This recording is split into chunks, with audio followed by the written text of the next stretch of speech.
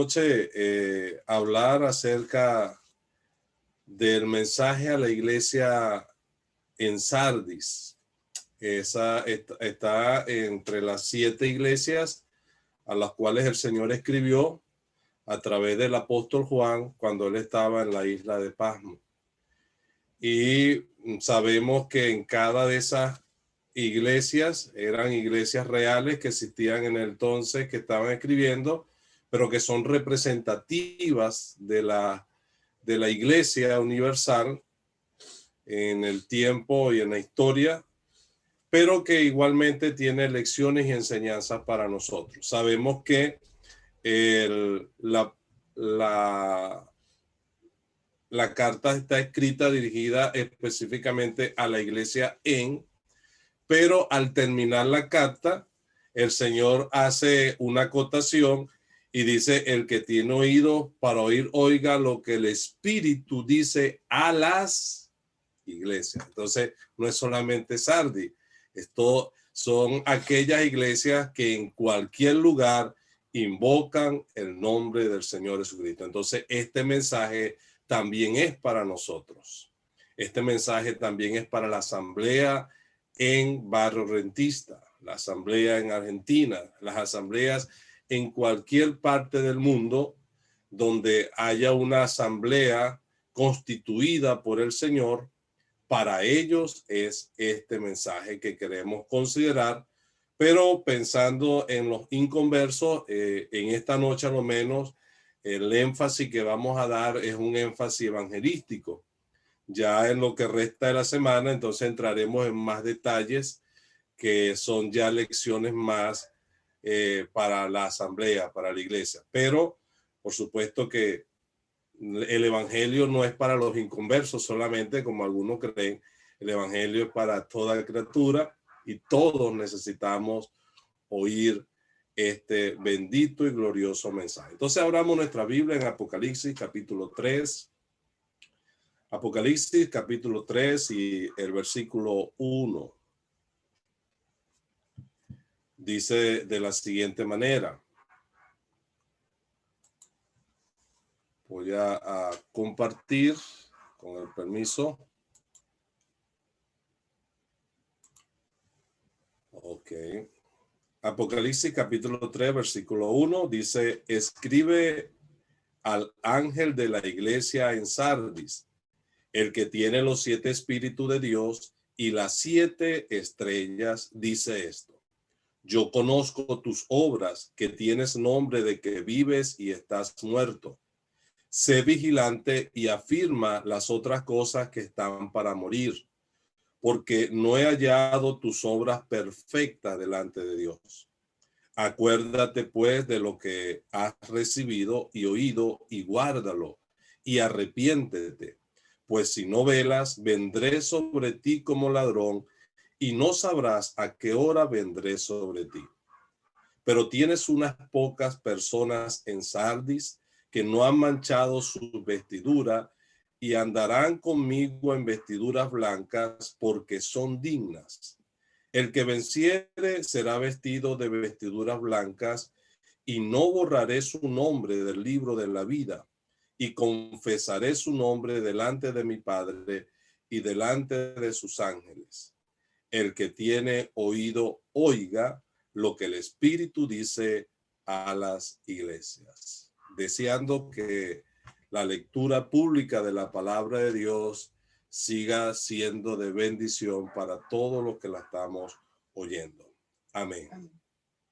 Bueno, como hemos indicado, es una carta dirigida por el Señor de una manera directa a una asamblea que se congregaba a su nombre o en su nombre en la ciudad de Sardis, y que indudablemente, aunque está escrito a una iglesia, uno va a entender en el lenguaje que se está usando acá y los detalles que se da, que muchas de esas personas que estaban dentro de esa congregación ni siquiera eran salvas.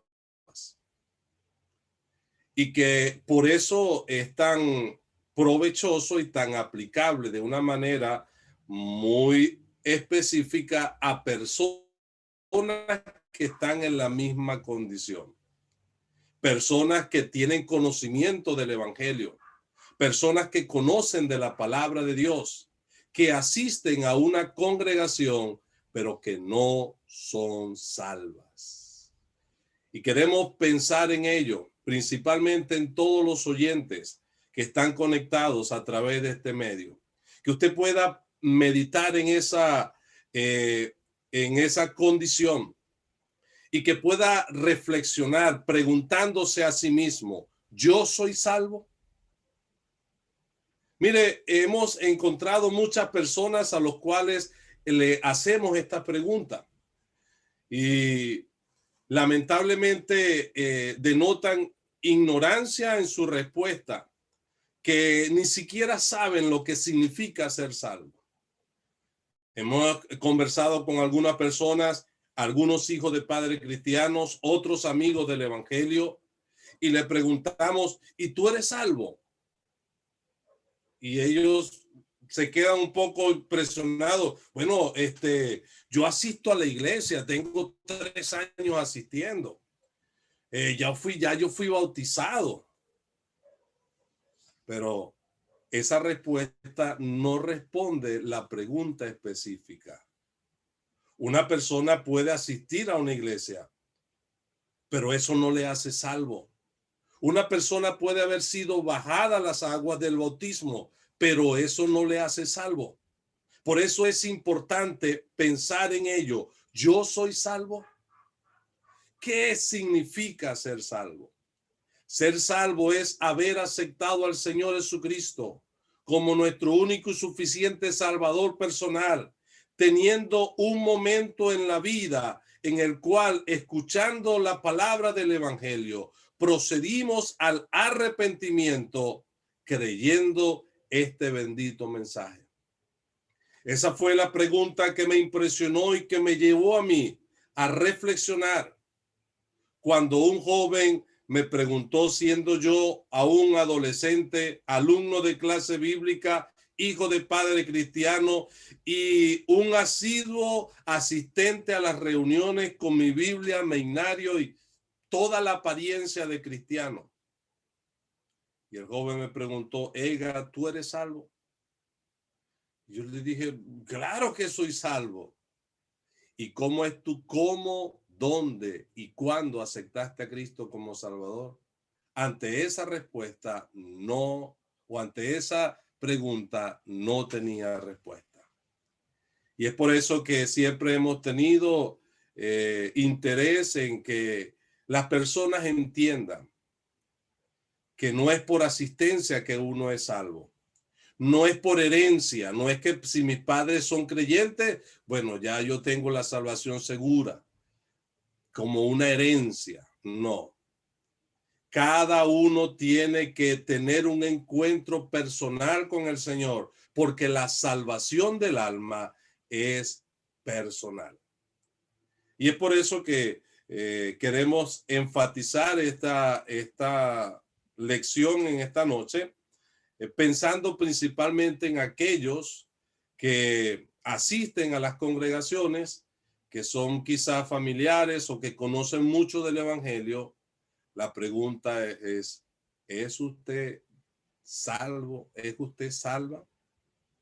Y hay lecciones aquí que podemos aplicar en ello y que por supuesto que cada uno puede examinar de una manera particular. Sin embargo, queremos indicar de que siempre me ha gustado una estructura o un formato para estudiar estas cartas, las 7 cartas al Apocalipsis, a las iglesias en Asia Menor, que fueron escritas por Juan. Uno encuentra de que hay como un mismo formato. Es una carta y cumple con algunos patrones que nos ayuda a, cuando la estructuramos, a entenderla un poco mejor. A lo menos a mí me ha ayudado y por eso quería compartirlo con ustedes para también facilitar el entendimiento. La estructura de la carta, como la encontramos acá, tiene que ver primero con una referencia siempre en el nombre, en el significado del nombre o en los relatos históricos acerca del lugar donde estaba la asamblea, de la ciudad donde estaba la asamblea. Ese tipo de referencias geográficas, históricas, arqueológicas, nos dan mucha información que están relacionadas al contexto de la carta, que es interesante tenerlos en cuenta a la hora de estudiar esto. También encontramos que hay una representación del Señor. El Señor se va a representar allí. Estoy notando que me faltó una, son 7 y me faltó una allí. Me perdonan el error. Pero lo primero que vamos a encontrar es una referencia. Vamos a considerarlo así. Después una representación del Señor.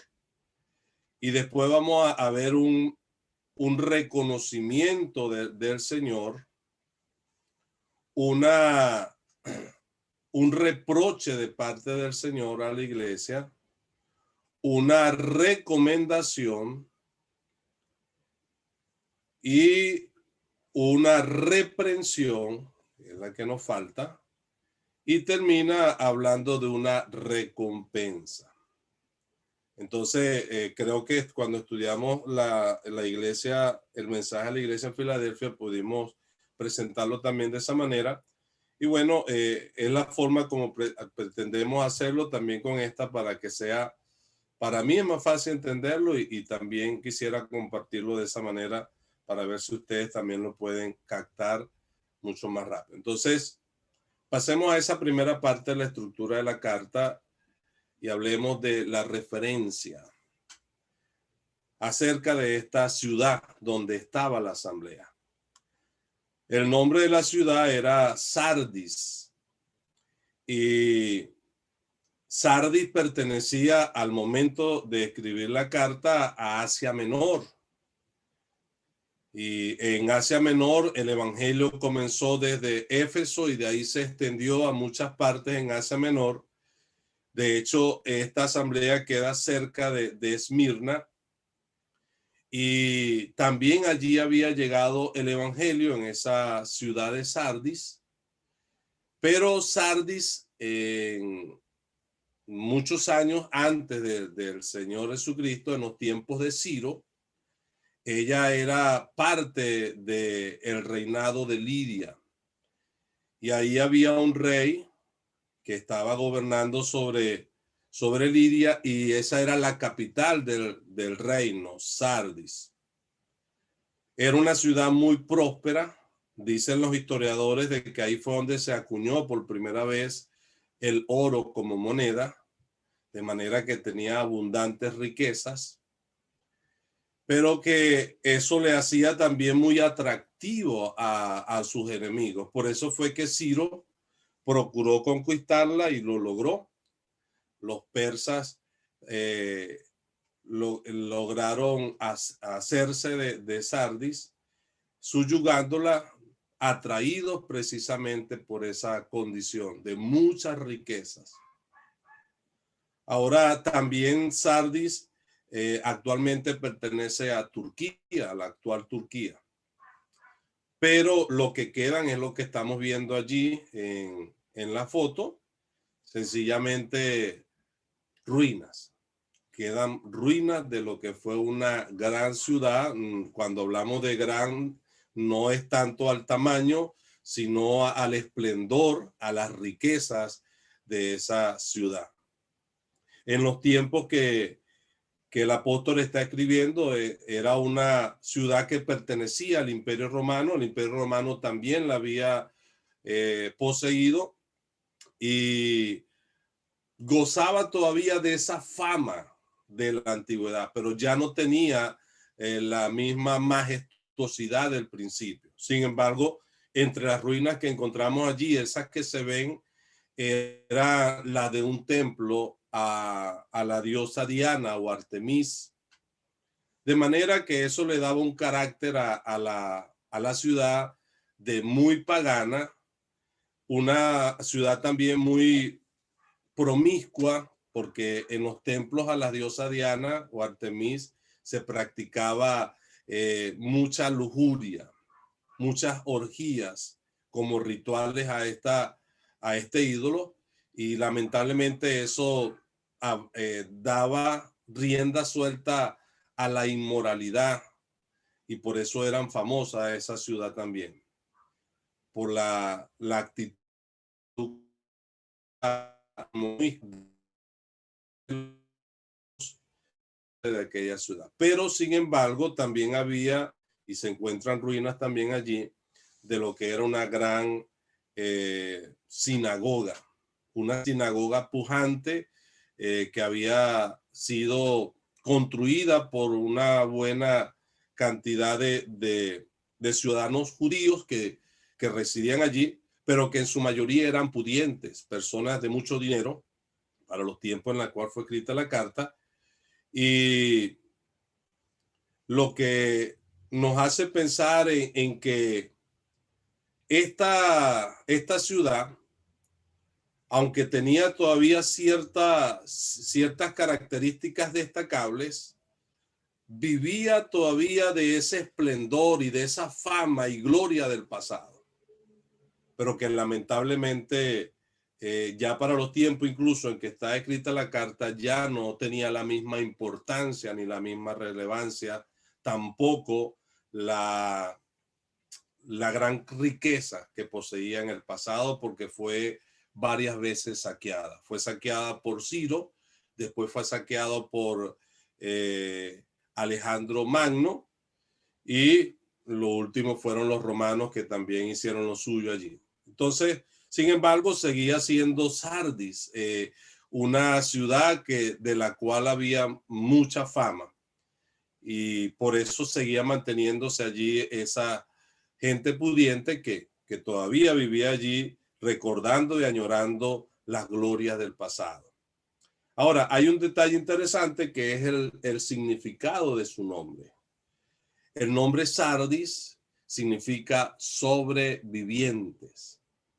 Y es por eso que el Señor les va a escribir a ellos que tienes nombre de que vives y está muerto. Porque un sobreviviente es una persona que habiendo estado muerto vuelve a vivir, o una persona que habiendo pasado por un peligro de muerte se salva de ello, se escapa de ello, y entonces se le dice un sobreviviente.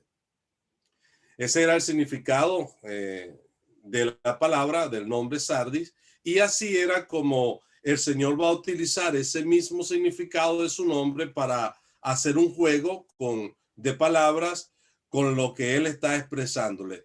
Tienes nombre de que vives y estás muerto. Por supuesto, ya Él está haciendo una referencia específica a la asamblea, que la condición de la ciudad también era una figura de lo que era la misma condición dentro de la asamblea. Entonces eso, algunos detalles interesantes que más adelante lo vamos a seguir comentando, pero que podemos mantener en cuenta a la hora de la explicación y del entendimiento del mensaje que el Señor está indicando acá. Ahora, nos detenemos un momento para hacer una aplicación evangelística. Porque realmente, así como era la condición de la ciudad, donde era una ciudad de una reputación de riqueza, de gloria y de majestad, eso es precisamente lo que las personas tratan de buscar. Es como la finalidad que tienen en este mundo. Desean eso las personas en el mundo. Viven para procurar riqueza, fama y gloria. Pero eso es lo que la Biblia nos dice.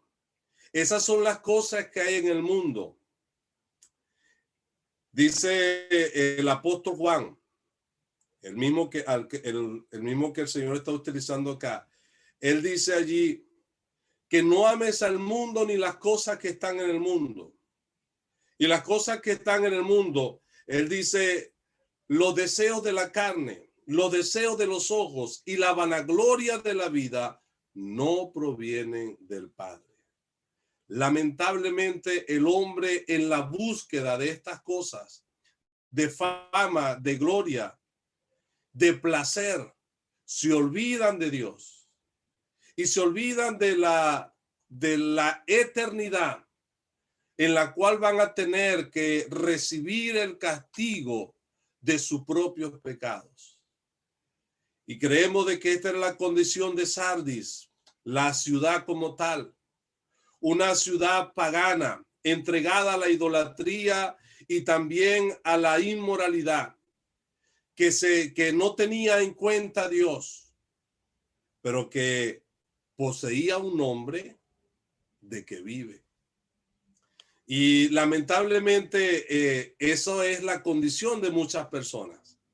Personas que creen que porque están siendo prosperadas materialmente, porque tienen un buen trabajo, porque tienen una buena reputación, porque son buenas personas y no le hacen mal a nadie, como ellos dicen, ellos creen que están bien con Dios, porque asocian la prosperidad material con que es una bendición de Dios. En cierta manera, Dios bendice también así, pero no quiere decir y no es igual que una persona que tenga riqueza, que tenga fama, que sea prosperada materialmente, es una persona que está bien con Dios. Algunos asocian que la pobreza es estar mal con Dios.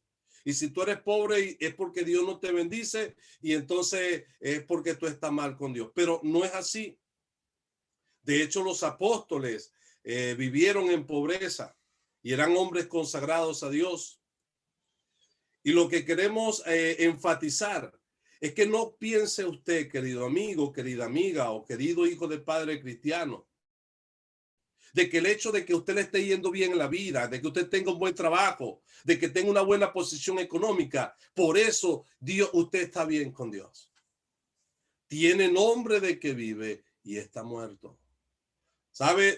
El enemigo de nuestras almas, Satanás, también ofrece riqueza y poder. Él le dijo en la tentación al Señor, todo esto te daré, mostrándole en un momento todos los reinos del mundo y la gloria de ellos. Y le dijo, todo esto te daré si postrado me adorares. De manera que no se confíe que por el hecho de que esté bien económicamente es porque Dios está contento con usted. Y no permita que su buena condición económica, su buena condición social, le haga olvidarse de que ¿qué aprovechará el hombre si ganare todo el mundo y perdiere su alma? ¿Qué recompensa dará el hombre por su alma? Así hizo aquel hombre rico, un hombre que había prosperado mucho en la parábola que narró el Señor Jesucristo, que dice las Sagradas Escrituras, que él vio sus frutos y sus graneros y dijo, ¿qué haré? Al ver la sobreproducción que tenía, dijo, esto haré, derribaré mi granero, haré unos mayores y ahí voy a almacenar todos mis bienes y entonces diré a mi alma, come, bebe, regocíjate, porque muchos bienes tienes guardado para muchos días. Y la Biblia dice que Dios le dijo, necio, esta noche vienen a pedirte tu alma y lo que has provisto, ¿de quién será? Porque el placer, el dinero, la fama, en la mayoría de las veces hace que el hombre se olvide de Dios. Ahora tiene nombre de que vive y está muerto. Quiero ir un paso más allá. Hay personas que no tienen una gran prosperidad económica, pero tienen una vida moral intachable. Y pensamos que en las congregaciones hay una gran cantidad de personas así.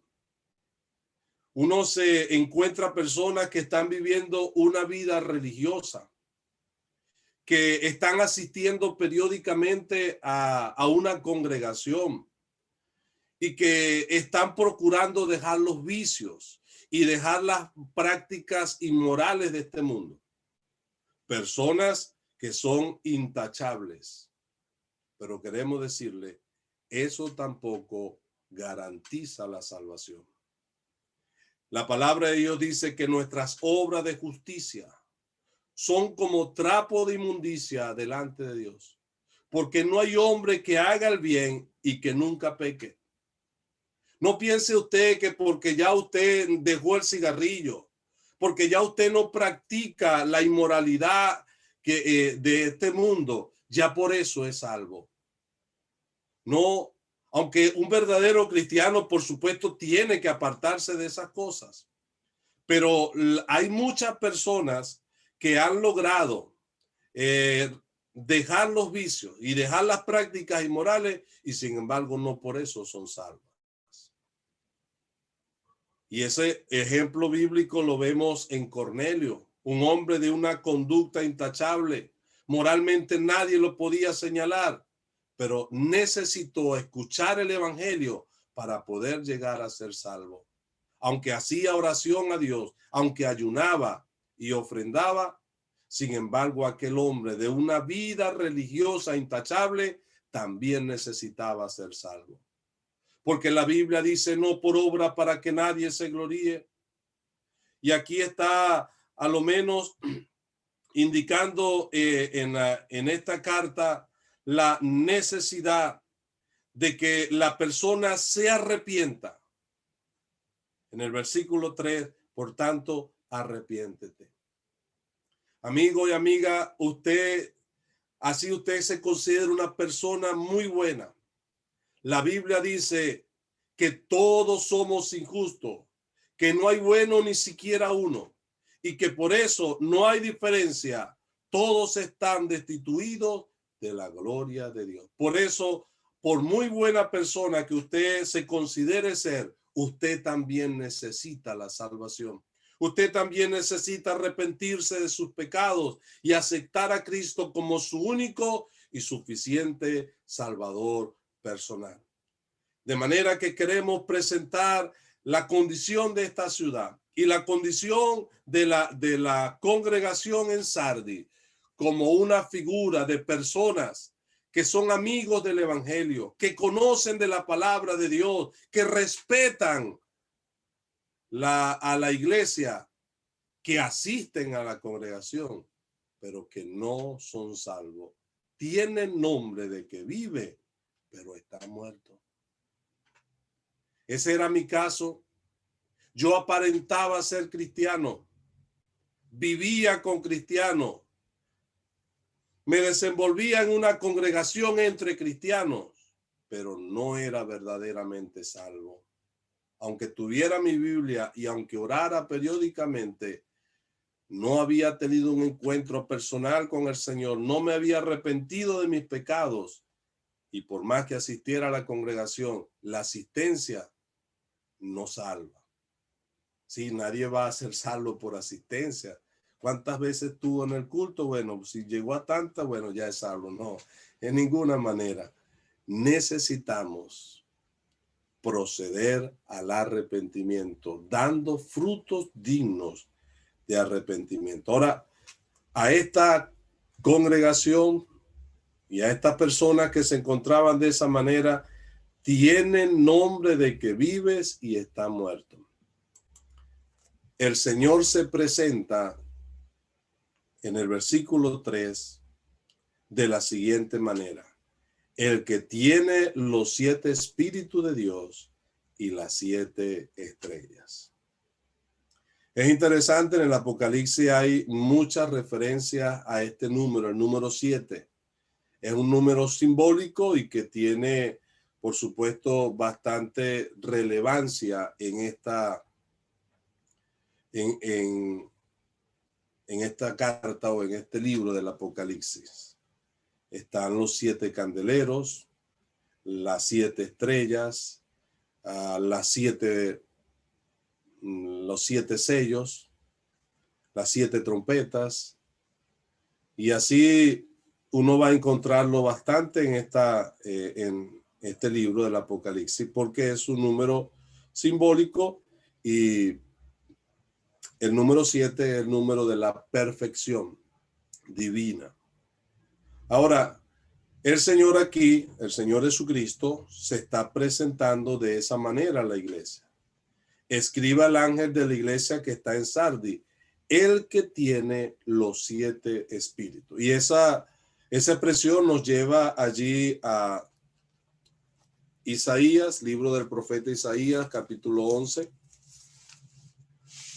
donde nos hace ver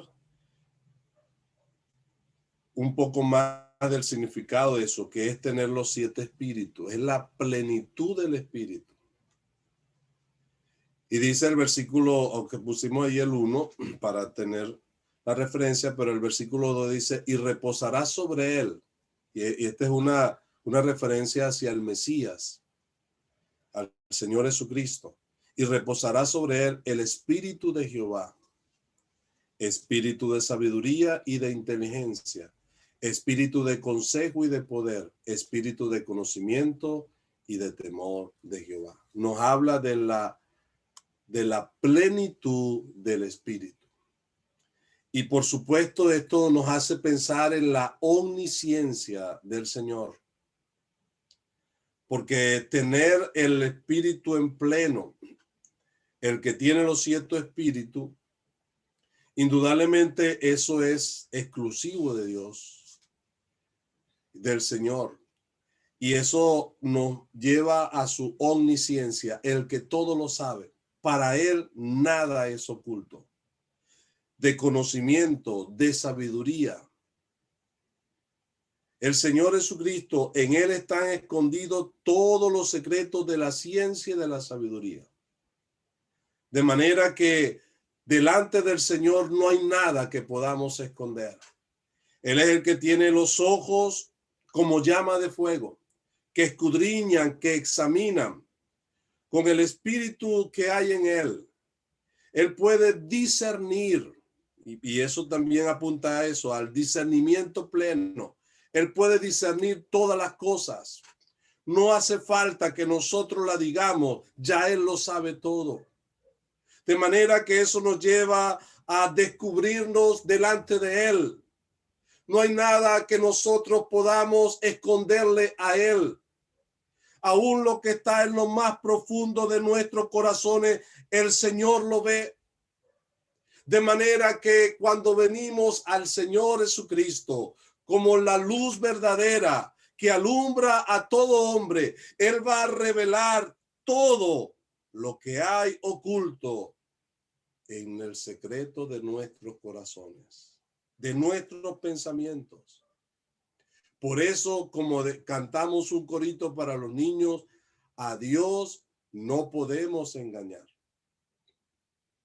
Y eso apunta ahí, aunque ellos tenían una apariencia, un nombre de que vive, para el Señor era manifiesto lo que ellos eran. El Señor sí sabía lo que había en sus corazones. Y esto nos debe hacer temblar ante su presencia, que al Señor no podemos engañarle. Podemos tener una apariencia de piedad. Como dice la Biblia, hombres apóstatas con apariencia de piedad, pero que niegan la eficacia de ella. Porque el Señor sí sabe lo que somos y a Él no lo podemos engañar. Querido amigo, deberíamos temblar ante esta realidad, porque Dios sí conoce nuestro pasado, Dios sí conoce lo que hemos hecho en lo secreto. Él sabe que hemos pecado contra Él. Y aunque tengamos una apariencia de personas intachables, sabemos que contra Él hemos pecado. Tenemos que reconocer que ante su santidad, ante su pureza, nosotros quedamos como manchados pecadores. Tenemos que reconocer, hay falta en nosotros. Delante de sus ojos, ni las estrellas son limpias. Porque la pureza y la santidad de Dios no tolera el pecado en su presencia. De manera que, como dice el poeta, que aunque nuestros pecados, según la apreciación nuestra, parezcan ser pocos, Él así los ve. De manera que no hay pecado insignificante delante de Él. Algunos dicen, bueno, es que yo no soy tan malo, yo no soy así un pecador como ustedes dicen. Sí, yo me echo de vez en cuando mis palitos y bueno, uno también es humano y tiene sus debilidades, pero yo no le hago mal a nadie.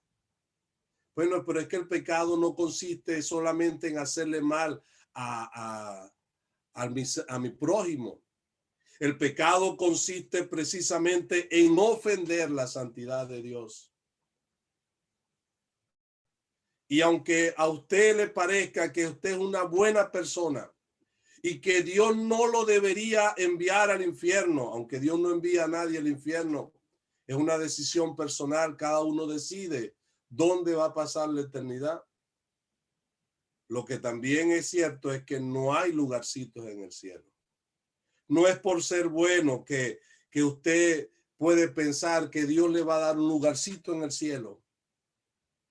Porque la Biblia es clara al decir que Dios es santo y ninguna cosa inmunda estará delante de su presencia. No hay pecado tan insignificante que Dios no vea o que Dios no le dé importancia.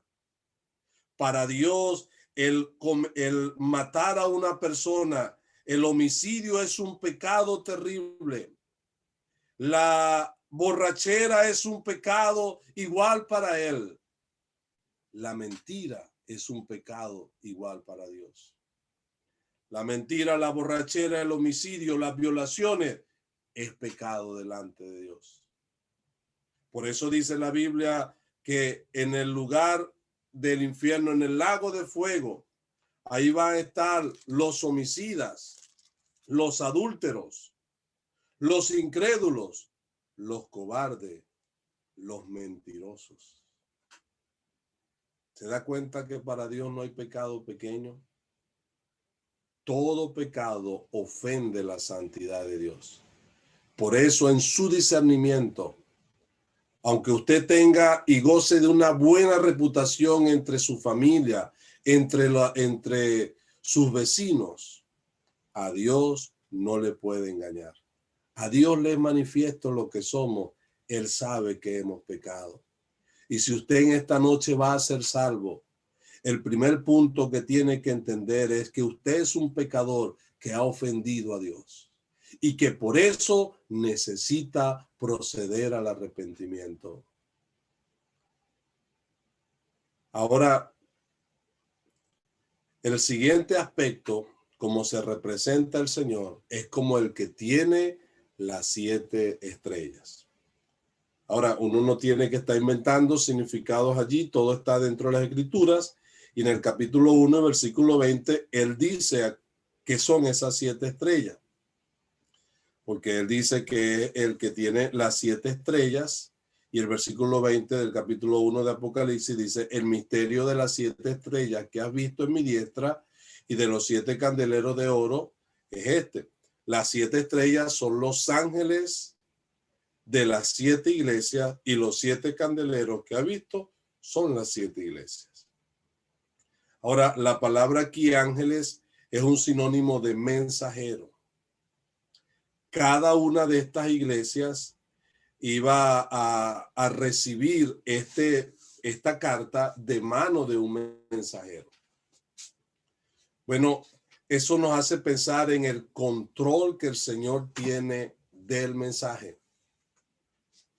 Y en esta noche a ti, el que conoce tu condición como el que tiene el discernimiento pleno, los 7 espíritus de Dios, él se ha dispuesto a enviarte un mensaje. Es el mensaje del evangelio, el que estamos presentando en esta noche, que Cristo murió y resucitó por los pecadores. Es interesante el contraste. Esta iglesia tenía nombre de que vive y estaba muerta. Lo contrario del Señor, uno que estuvo muerto y que vivió. El Señor Jesucristo vino a este mundo para efectuar el sacrificio por nuestros pecados. Y ese sacrificio donde Él demostró su amor para con nosotros, le llevó a entregarse por completo, a derramar su propia sangre, a dar su vida. Él dijo, yo de mí mismo pongo mi vida y la vuelvo a tomar. Y esto es en demostración de su amor, porque Él dijo, no hay mayor amor que este, que uno que ponga su vida por sus amigos. Y el Señor Jesucristo puso su vida por nosotros cuando aún nosotros éramos enemigos de Dios. Mas Dios muestra su amor para con nosotros en que siendo aún pecadores, Cristo murió por nosotros. Él murió. Él dio su vida a aquella vergonzosa cruz, pero no quedó allí. Hay evidencias de su muerte. El mismo Pilato se sorprendió de que ya hubiese muerto. Aquel soldado, aunque le vieron muerto, para dar fe de ello, cerciorarse de ello, le traspasaron con una lanza, de donde brotó sangre y agua. Pero después de morir, él fue sepultado por hombres piadosos, colocado en un sepulcro nuevo, aunque se dispuso con los impíos su sepultura, con los ricos fue en su muerte. Aunque no hubo maldad ni hubo engaño en su boca, con todo eso Jehová quiso quebrantarlo, sujetando el padecimiento. Él dio su vida, él murió, él fue sepultado, pero resucitó al tercer día. El ángel que apareció a aquella mujer le dijo, ¿por qué buscáis entre los muertos al que vive? No está aquí, ha resucitado.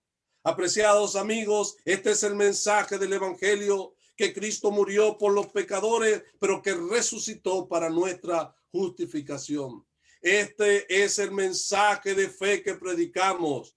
Nosotros predicamos a Cristo crucificado, pero también a un Cristo resucitado de entre los muertos, que nos ofrece ahora vida eterna, una vida que es permanente. Él sacó a la luz por medio de su muerte la vida y la inmortalidad. Ahora Él vive en el poder de una vida indestructible, una vida que te está ofreciendo a ti, que está muerto en tus delitos y pecados. Tú necesitas la vida eterna, y la vida eterna se encuentra en Cristo Jesús. Él, por su gran misericordia, cuando nosotros estábamos muertos en nuestros delitos y pecados, nos dio vida juntamente con Cristo. Por gracia somos salvos. Esta vida que tú necesitas, una vida que también yo alcancé aquel día que acepté a Cristo como mi Salvador personal, es una vida que solamente se encuentra en el Señor Jesucristo, porque Él es la vida eterna. Que el Señor le ayude en esta noche a entender que la paga del pecado es muerte, pero que la dádiva de Dios es vida eterna en Cristo Jesús, Señor nuestro. Pero, ¿qué debe hacer para recibir esta vida? El contexto nos dice, arrepiéntete. Cree en el Señor Jesucristo. Él dijo, el que oye mi palabra y cree al que me envió, tiene vida eterna. No se confunda, no se deje llevar por las apariencias.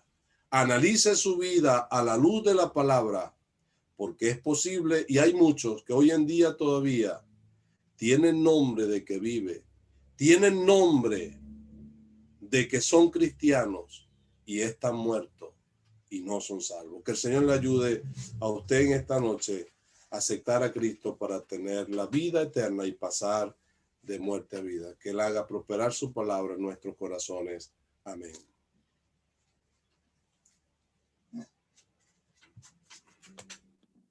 Amén, hermanos.